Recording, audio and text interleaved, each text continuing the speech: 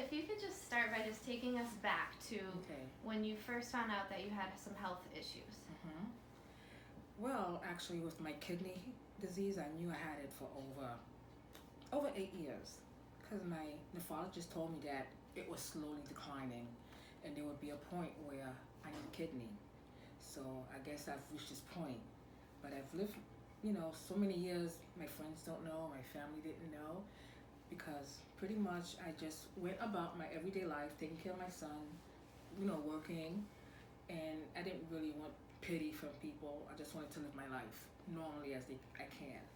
So, but now that the physical part has taken over my body, and my friends have noticed how tired I am, or how I'm not as active or socially, and been going through a lot of depression. So I actually opened up to them and got a lot of support. So it's been about 8 years since. Yeah, it's been about 8 years that I knew about my kidneys. Yes. Okay. And how long have you been looking for a donor? I've been looking for a donor for a little bit over a year now. My friends have come together and done a Zumbathon. I have done billboards on my truck, T-shirts, word of mouth, social media.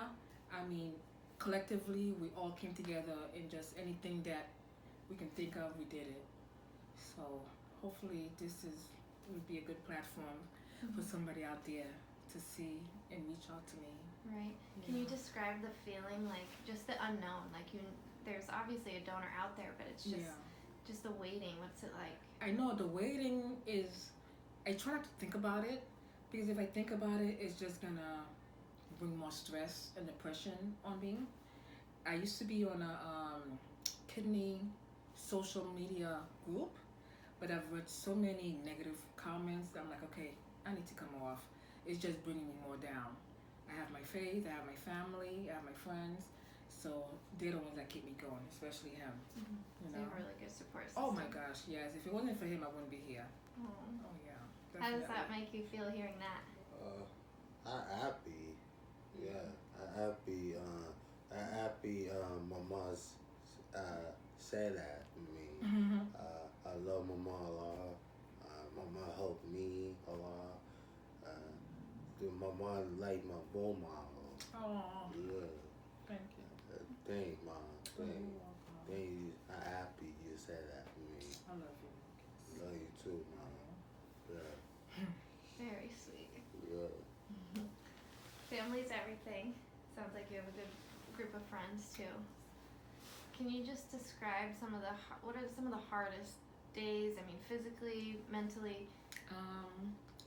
Physically, I would say it slowed me down a lot, but it didn't stop me.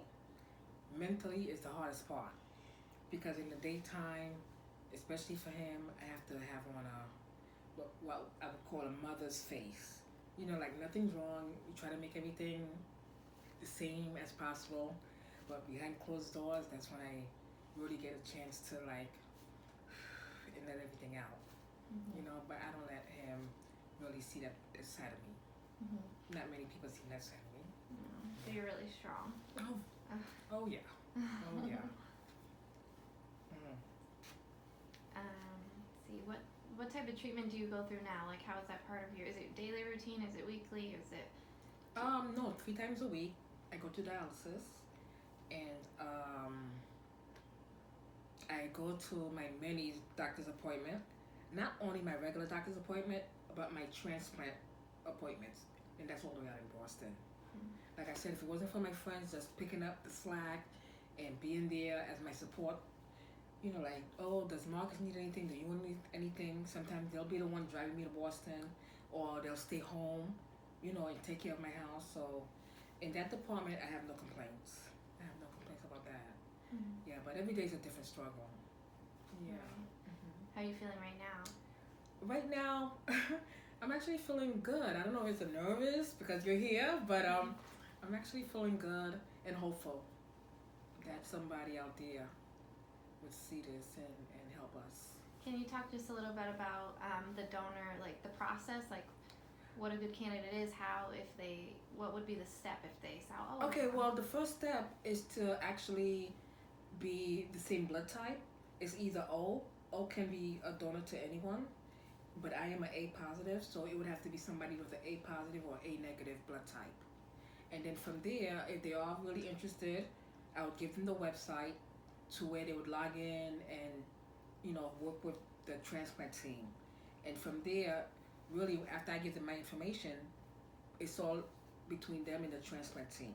They're just trying to take off our hands because we already have enough on our plate, so actually the insurance pays for everything, so they won't have to worry about, financially, insurance-wise, everything would be taken care of. And it's actually like not bad as people think it would be, especially with modern technology. I mean, you're up and walking the next day. People live with one kidney. You can live with one kidney, so like I said. And have the doctors talked about, like, is there a time frame that's best, or what happens if you don't find a donor? Oh yeah, if I don't find a living kidney donor, the average time is 5 years, and I've only been on it for 1 year and a couple of months. Yeah, but even though there's millions of people going through what I'm going through, everybody's different. Every experience is different. Everybody deals with diseases differently. I've been such a independent person my whole life, and I've been pretty much, had to fend for myself. So this to me is just a little hump that I have to get over. And every day that I'm able to wake up, I just have to keep moving with life, because time doesn't wait for no one. No, so you just have to live every day to your fullest. And it sounds like you have the willpower and the strength to get through this. I definitely do. I definitely do. And he, like I said, he's the one that's my number one wing that gives me the strength to do what I do every day. And I know you said you can't drive. Is that just? Well, I actually, yesterday when I went at the hospital, when you called me, that was my first day seeing my doctor again.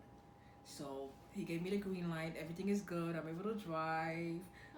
Just take it easy and everything in moderation.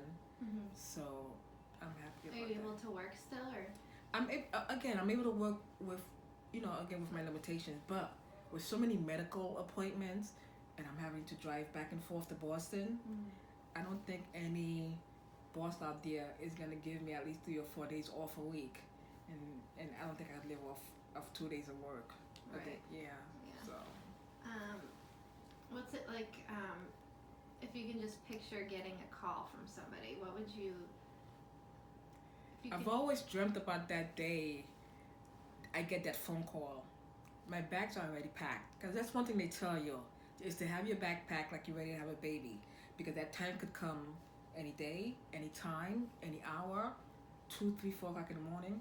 You have to get there within 24 hours.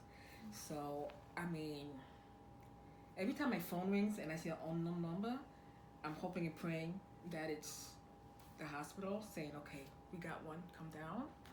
And I'm like, okay, I already got this person in line who's gonna come stay here. I got, you just have to have everything prepared as much as you can. But if I ever do get that phone call, I know what I plan, but what actually happens, I wouldn't know, because I think I'll just go crazy. Yeah. Overwhelmed, yes. If your potential donor is out there and sees this story, what would you want them to know? I want them to know that I am definitely a person who wants to live. I'm fighting for everything that I have and I want to keep, especially I want to be here for my son. That's my number one thing. And that I'm a person who's very ambitious, I'm active, I do, all kind of work in the community. And that one thing, if they have to know, if you become a donor, you'll be stuck with me your whole life. Because you won't get rid of me, so that's the downside of it. That would seem like a good person to be stuck around. Thank you. That would be an awesome connection, though, like to have a relationship with somebody that saved your life. Definitely. I think that's very important. Yeah. You mentioned that you're involved in the community. What type of things do you do? Oh yeah, I'm a caterer, number one. So if there's any charitable work that needs to be done out there, now that I'm not doing it professionally, I would help out, with church functions, like, feeding the homeless, cooking for Thanksgiving, to feed the, people in the community. And I'm pretty, I had joined the YMCA, but unfortunately I couldn't keep up, with it, and I had to leave that. But I'm pretty much here helping out wherever I can and however I can. You know, so. Do you have any events or like fundraisers coming up, or? One of my friends actually asked me. His name is Jeff. To do another Zoomathon to bring more awareness to the kidney. I said, you know what, Jeff? When I get my kidney, we'll have another Zoomathon to celebrate me finding a kidney.